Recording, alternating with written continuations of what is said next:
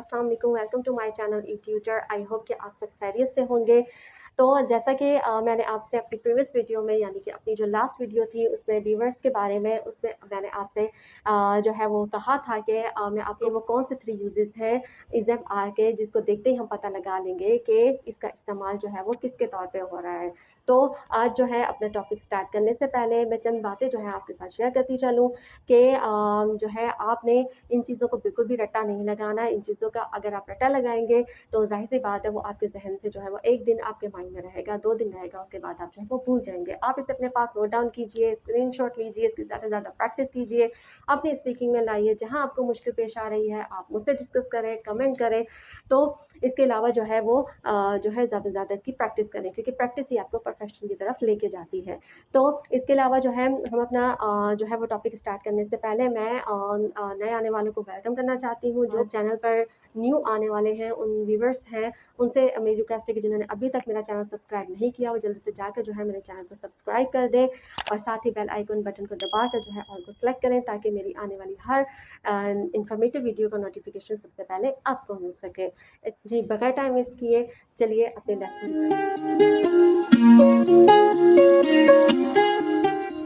जी friends, तो जैसे कि हमने वीवर्स के बारे में बहुत इजी वे में जो है बहुत अच्छे तरीके से बिल्कुल नए अंदाज में बहुत ही आसान तरीके से जो है उसके बारे में सीखा कि कैसे वीवर्स जो है हमें वर्ड्स फ्राहम कर रहा है जिसको यूज़ करते हुए हम बहुत ही सिंपल वे में सिंपल सेंटेंसेस बना सकते हैं इजीली। ठीक है, हमने इज एम आर को यूज़ किया, उसके सिंपल नेगेटिव इंटेरोगेटिव सेंटेंसेस बनाए। उसके बाद हमने देखा कि पास्ट में भी जो है वीवर्स हमें जो है हमारे पास जो है पास्ट में भी वर्ड्स हैं जैसे कि वॉज और वर्ड को यूज़ करते हुए हमने उसके सिंपल नेगेटिव इंटेरोगेटिव बहुत ईजी वे में बहुत ईजी तरीके से हमने बनाए और आई होप कि आपको वो बहुत अच्छे तरीके से समझ आ गए होंगे और आपने नोट डाउन भी किया होगा और उसकी प्रैक्टिस भी की होगी।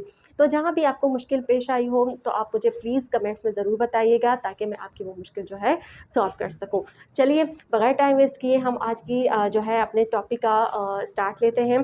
तो हमारा टॉपिक आज का क्या है आप सब बेहतर जानते हैं कि लास्ट वीडियो में जिन्होंने मेरी लास्ट वीडियो फुल वॉच की होगी और जो है उनको पता होगा कि मैंने अपनी वीडियो के लास्ट में कहा था कि मैं आपको वीवर्स के आपको इस एम आर के वो यूजेस बताऊंगी कि जिसको आप देखते ही पता लगा सकते हैं कि ये इज़ एम आर जो है वो किस लिए यूज़ हो रहा है। ठीक है, इसके सिर्फ और सिर्फ 3 यूजेस हैं, इसके अलावा और ये कहीं भी यूज़ नहीं होते।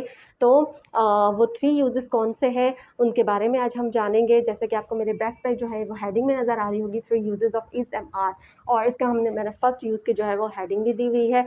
तो आइए देखते हैं कि वो कौन से 3 यूजेस हैं उनके बारे में जानते हैं। फर्स्ट यूज़ हमारे पास क्या है, टू शो स्टेट और एग्जिस्टेंस, यानी किसी भी चीज़ की हालत या मौजूदगी को ज़ाहिर करना। ठीक है, क्या करना, यानी इसमें कोई भी काम नहीं होता, बस हम किसी चीज़ के होने ना होने का जिक्र करते हैं, किसी चीज़ की मौजूदगी का जिक्र करते हैं, किसी चीज़ की हालत का जिक्र करते हैं, कंडीशन का जिक्र करते हैं कि हम आया कि मैं बीमार हूँ या फिट हूँ या मैं हेल्दी हूँ।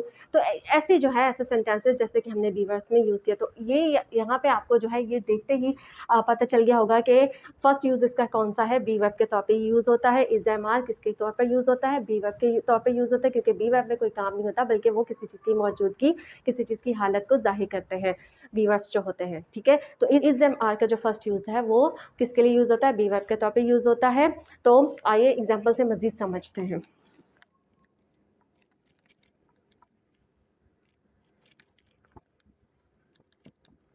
ही इज़ सिक, तो यहाँ पे जो इज़ का यूज़ हुआ है वो किसके लिए हुआ है, बी वर्ब के तौर पे यूज़ हुआ है।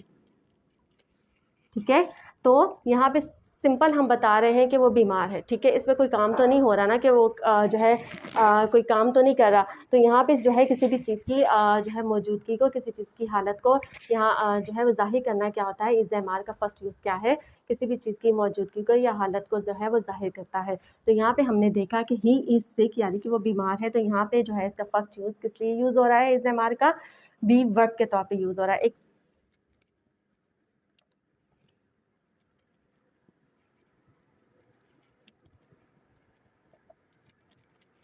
दे आर गुड फ्रेंड्स, तो यहाँ पे जो आर यूज़ हुआ है वो किसके तौर पे यूज़ हुआ है, बी वर्ब के तौर पे यूज़ हुआ है, ठीक है। जैसे कि हमने इज़ एम आर के सेंटेंसेस बनाए, सिंपल सेंटेंसेस बनाए, तो ये भी सिंपल सेंटेंस है। दे आर गुड फ्रेंड्स, यानी कि वो अच्छे दोस्त हैं, तो ये भी जो है उनके बारे में बता रहा है कि यहाँ पे भी कोई काम नहीं हुआ, यहाँ पे भी जो है सिर्फ बताया जा रहा है कि वो अच्छे दोस्त हैं, ठीक है। तो ये भी जो है इज़ एम आर का यहाँ पे यूज़ इसलिए हो रहा है, बी वर्ब के तौर पे यूज़ हो रहा है। तो फर्स्ट यूज़ के बारे में हमने बहुत अच्छे तरीके से जान लिया कि हमें देखते ही पता चल जाएगा जब हम इस तरह के सेंटेंसेस देखेंगे जिसमें इज़ एम आर इस तरह यूज़ हो रहा होगा, तो हमें फ़ौरन से पता चल जाएगा कि इज़ एम आर का यूज़ जो है वो बी वर्ब के तौर पे हो रहा है। तो फर्स्ट यूज़ जो है वो आई होप कि आपका क्लियर हो गया होगा। चलिए नेक्स्ट यूज़ की तरफ चलते हैं। जी व्यूअर्स, तो अब हम सेकंड यूज़ की तरफ जाते हैं। सेकंड यूज़ के बारे में जानते हैं कि इज़ एम आर को देखते ही हम कैसे पता लगा सकते हैं कि इसका यूज़ जो है वो किस लिए हो रहा है, ठीक है। तो सेकंड यूज़ इसका क्या है कि सेकंड यूज़ है प्रेजेंट कंटिन्यूस टेंस या प्रेजेंट जो है प्रोग्रेसिव टेंस। अब टेंसेस जो है उसके बारे में तो आपने सुना होगा, हमने अभी टेंसेस स्टार्ट नहीं किए क्योंकि हम अभी अपनी बेसिक को जो है वो अच्छे तरीके से पक्का कर रहे हैं, स्ट्रॉन्ग कर रहे हैं, सीख रहे हैं। तो इसलिए हम अभी टेंसेस की तरफ नहीं गए क्योंकि टेंसेस जो हैं वो अगर आप शुरू में ही मैं स्टार्ट करवा देती तो आपके लिए ज़रा मुश्किल होता है। इसलिए हम पहले अपनी बेसिक को जो है वो मजबूत करेंगे, उसके बाद इंशाल्लाह हम टेंसेस की तरफ जाएंगे। तो अभी आप जो है वो समझ लें कि इसका जो सेकंड यूज़ है, ताकि आगे चल के आपको जो है वो इजीली समझ आ जाएगा। जब हम आप इज़ एम आर को यूज़ होते हुए जो है टेंसेस में देखेंगे तो आपको फ़ौरन से पता चल जाएगा कि इसका यूज़ जो है यहाँ भी हो रहा है। तो प्रेजेंट कंटिन्यूस टेंस यानी कि प्रेजेंट से तो आपको पता है कि प्रेजेंट यानी मौजूदा हाल, मौजूदा वक्त, हमारा मौजूदा ज़माना जिसमें हम अभी मौजूद हैं, ठीक है। तो कंटिन्यूस टेंस यानी कि वो ऐसा टेंस है जिसमें जो है वो कोई काम चल रहा होता है, किसी काम के चलने को ज़ाहिर किया जाता है, ठीक है। कोई किसी काम के जारी रहने को ज़ाहिर किया जाता है। तो वहाँ पे चूँकि जो है वो काम हो रहा होता है, काम का ज़िक्र किया जाता है, तो वहाँ पे हम बी वर्ब यूज़ नहीं करते। वहाँ पे हमें जो है हेल्पिंग वर्ब चाहिए होता है। हेल्पिंग वर्ब के साथ हम मेन वर्ब यूज़ करते हैं, ठीक है, आईएनजी फॉर्म के साथ, यानी वर्ब की फोर्थ फॉर्म के साथ जो है वो हम मेन वर्ब यूज़ करते हैं। तो इज़ एम आर का जो सेकंड यूज़ है वो किस लिए होता है, प्रेजेंट कंटिन्यूस टेंस के तौर पे यूज़ होता है, ठीक है। क्योंकि वहाँ पे काम नहीं होता है इसलिए वहाँ पे हम बी वर्ब यूज़ नहीं कर सकते, वहाँ पे हम इज़ एम आर को एज अ जो है वो हेल्पिंग वर्ब यूज़ करते हैं, ठीक है। आइए एग्जाम्पल से मज़ीद समझते हैं कि कैसे जो है इज़ एम आर का यूज़ टेंस में हो रहा है।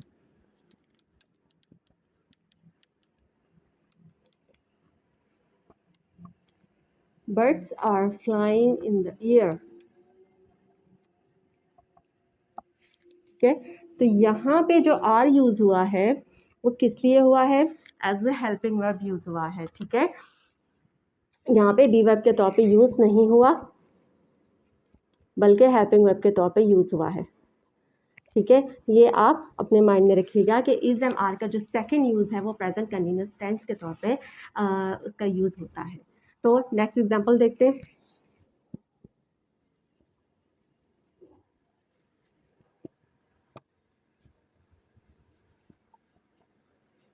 द बेबी इज़ स्लीपिंग, तो यहाँ पे इस जो है उसका यूज़ किस लिए हुआ है, वो यहाँ पे जो है हेल्पिंग वर्ब के तौर पे यूज़ हुआ है।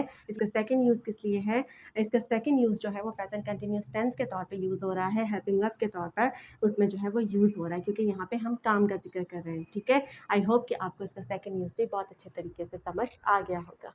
जी व्यूअर्स, तो हमने टू यूजेस जो है बहुत अच्छे तरीके से, बहुत सिंपल वे में, बहुत इजी तरीके से जो है हमने जान लिए कि इज़ एम आर के जो है वो टू यूजेस क्या हैं, कि किस लिए वो यूज़ हो रहे हैं। फर्स्ट हमने देखा कि बी वर्ब के तौर पे यूज़ हो रहा है, सेकंड हमने देखा कि प्रेजेंट कंटिन्यूस टेंस के तौर पे जो है उसका यूज़ हो रहा है। अब थर्ड में हमने जो है वो जानना है कि वो किस लिए यूज़ हो रहा है। तो आपको यहाँ पे हेडिंग नज़र आ रही होगी पैसिव वॉइस, ठीक है। थर्ड यूज़ इसका क्या है, एक्टिव वॉइस। पैसिव वॉइस का नाम आपने सुना होगा, तो यहाँ पे सिंपली हम जो है वो जानने की कोशिश कर रहे हैं इज़ एम आर के यूजेस के बारे में।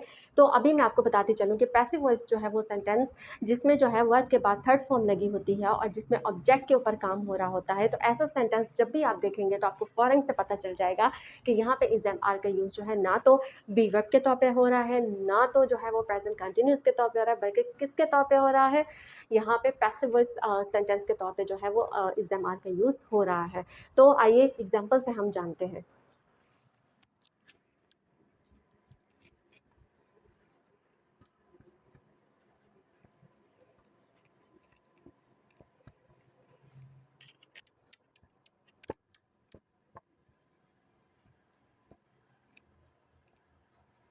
The book is written by her. अब यहाँ पे आप देखें इज़ यूज़ हुआ है, उसके बाद वर्ब की थर्ड फॉर्म यूज़ हुई है, ठीक है। तो यहाँ पे जैसे ही हम देखेंगे कि इज़ एम आर के बाद जो है वर्ब की थर्ड फॉर्म यूज़ हो रही है और यहाँ पे ऑब्जेक्ट के ऊपर काम हो रहा है, तो हमें फ़ौरन से पता चल जाएगा कि ये जो है यहाँ पे इसका यूज़ जो है वो पैसिव वॉइस सेंटेंस के तौर पे हो रहा है। ठीक है, आई होप कि आपको ये 3 यूजेस बहुत अच्छे तरीके से समझ आए होंगे और क्लियर भी हो गए होंगे आपके माइंड में। तो आपने इसकी जो है वो बहुत ज़्यादा प्रैक्टिस करनी है, ऐसे सेंटेंसेस सर्च करने हैं जहाँ पे इनका यूज़ जो है वो प्रेजेंट कंटिन्यूस टेंस के तौर पे हो रहा है। आप चाहें तो मेरे साथ वो जो है अपने शेयर कर सकते हैं। आप कमेंट्स बॉक्स में मुझे कमेंट करके बताइए कि आपने जो है इसकी कितनी प्रैक्टिस की और आपको कहाँ-कहाँ जो है वो मुश्किल पेश आई है। तो मुझे ज़रूर जो है वो कमेंट कीजिए, उसके बारे में बताइए कि आपने इसकी कितनी प्रैक्टिस की है और आप को क्या समझ नहीं आया, कहाँ पे आपको मुश्किल पेश आई है, ये आपको बहुत अच्छे तरीके से समझ आ गया। तो प्लीज़ जो है वो मुझे ज़रूर कमेंट्स कीजिए। इसके अलावा जो है इज़ एम आर के और कहीं भी यूज़ नहीं होते, बल्कि ये 3 यूजेज़ हैं जहाँ पे इज़ एम आर यूज़ होता है। तो आई होप कि आप ज़्यादा प्रैक्टिस कीजिए, इसे अपने यूज़ में लाइए, इसे अपनी स्पीकिंग में लाइए। आई होप कि आपको ये 3 यूजेज़ जो है वो बहुत अच्छे तरीके से समझ आ गए होंगे।